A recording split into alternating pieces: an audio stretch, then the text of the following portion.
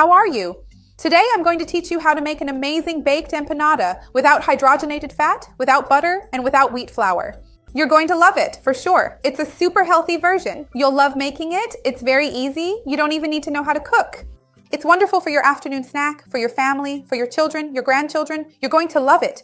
I'm going to give you 2 filling options here that you'll find amazing. Stick around until the end because you won't want to miss this. Before we start, I want to ask you if you like baked pastries. It's really cool because it's not fried. It's not like a traditional empanada. What's your favorite flavor? Write it for me here in the comments. And also, take a moment to like the video if you can right now. That really helps me here on the channel, and it shows YouTube that you support and trust my content.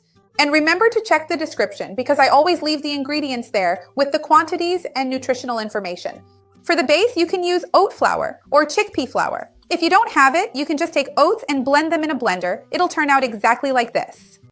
Here I'm going to mix in the egg. So we break the yolk here and mix the yolk well with the white, everything together. I'm going to add my salt now because the dough needs to be seasoned, right? And I'm going to add the olive oil here. We do it like this and gradually mix it all together until it reaches the right consistency. And we keep adding water until it gets to the point we need. This dough is really nice. It doesn't use any milk. So if you have someone who's allergic or intolerant, it's really great. If you like healthy recipes and you're not subscribed to the channel yet, welcome. Take the opportunity to subscribe now. And turn on the notification bell. I have new videos every day, and I know you're going to love the channel. There are lots of unique things here, healthy options, so you can eat well and healthy every day. Look, it's already come together here for almost everything, but it's still dry, so we still need to keep adding water little by little, like I told you. I'm going to start by adding 1 tablespoon of water here. And I'll keep adding 1 tablespoon at a time until it reaches the consistency I want. In the end, don't worry, I'll let you know exactly how many tablespoons I used. But I think it's always best to add it little by little because what matters most is getting the right texture for the recipe. After all, it can depend on the size of the egg that you used. You might need a little more or a little less water, so this is always going to be very specific to each case. Let's scrape here, since some is stuck, because everything needs to be well combined and homogeneous. It's almost there. I think 1 more and it'll be enough. I'm going to add 1 more here. And let's give it a good mix. Look at how our dough turned out. I divided it in 2, like this, to make it easier to work with. Maybe we'll get more than 2, right? I'll check the thickness. I let this dough rest for a few minutes while I grabbed my broccoli and chopped it up because I had already sauteed it with a little garlic. I cooked it, sauteed it. So it was just enough time for it to really absorb.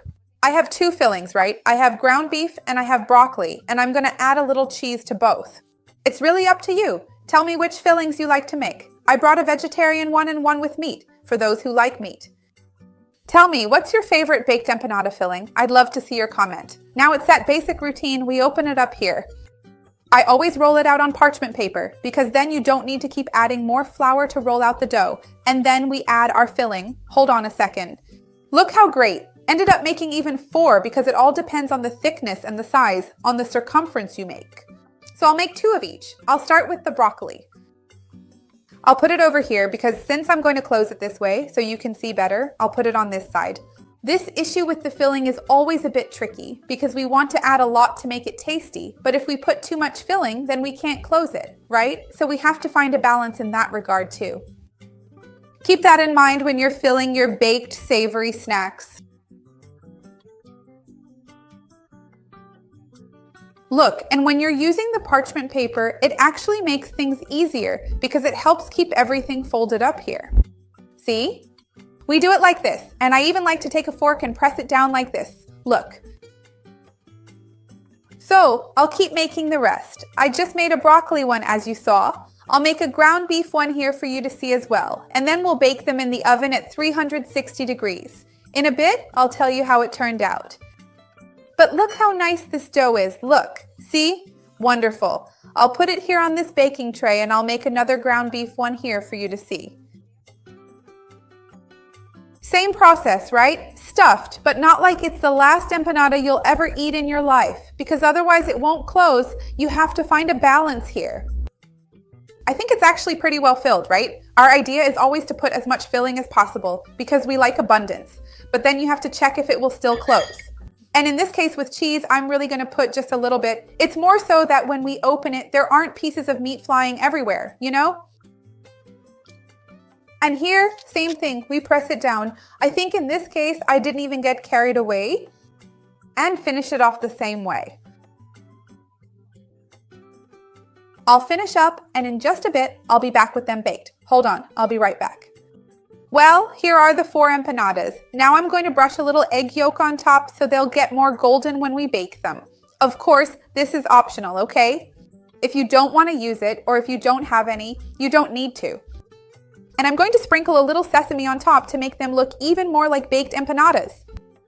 Now I'll put these in the oven at 360 degrees. And then, once they're ready, I'll come back to show you how they turned out, okay?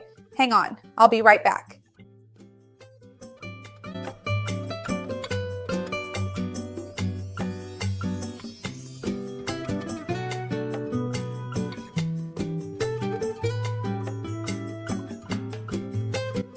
In my preheated oven, it only took 15 minutes for them to get this golden color. Make this at home. You're going to love it. I'm going to open one up so you can see what the inside of this little pastry looks like. This one's the broccoli one, so you can see the filling and the pastry. Isn't it wonderful? Let me see if I can set it up so you can see both things here. And I'll cut the meat one too.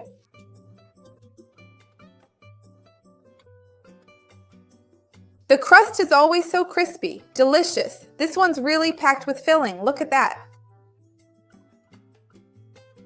Tell me what you're going to make. What would your filling be? I'd love to see your comments. Tell me, out of these 2 flavors, which one is your favorite? I'm going to try the broccoli one here. Remember to like the video. That helps me out here on the channel. And share this recipe with someone you think will like it. With anyone who needs a healthy idea, let's spread this wave of goodness together. That's what I want here on the channel. I can't wait to try it.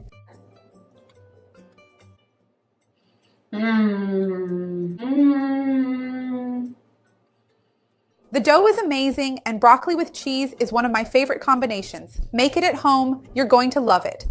See you next time. Bye.